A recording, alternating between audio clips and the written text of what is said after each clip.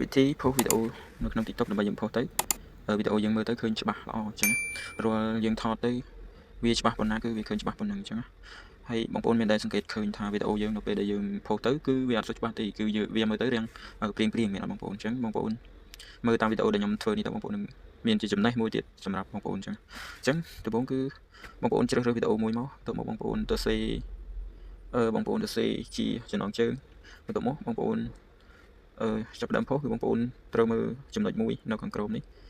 ជាភាសាអង់គ្លេសបងប្អូនមើលបើសិនជាបងប្អូនអត់ចេះភាសាអង់គ្លេសអញ្ចឹងបងប្អូនអាចមើលតាមសញ្ញាព្រួយហ្នឹងមកហើយគេដាក់ថា more option អញ្ចឹងបងប្អូនចុចលើហ្នឹងមកយើងចុចលើ more option មកគឺវាមានមុខងារជាច្រើនអញ្ចឹងបងប្អូនអូសទៅលើទៅមកបងប្អូនរកពាក្យថានេះ allow high quality uploads អញ្ចឹងបងប្អូនជ្រើសរើសពាក្យហ្នឹងមកហើយបងប្អូនចុចបើវាឲ្យចេញពណ៌ផ្ទៃមេឃមកហើយដំបូងគឺវាចេញពណ៌ប្រផេះបែបនេះអញ្ចឹងយើងចុចបើកវាមកអញ្ចឹងតមកយើងមើលយើងចុចខ្វែងថយមកវិញមកចុចខ្វែងកន្លែងនេះអូខេអញ្ចឹងតមកគឺយើងអាចផុសបានអញ្ចឹងអានឹងគឺជារបៀបក្នុងការផុសដើម្បីឲ្យវីដេអូរបស់យើងមើលទៅឃើញច្បាស់ល្អអញ្ចឹងបងប្អូនចុចផុសមក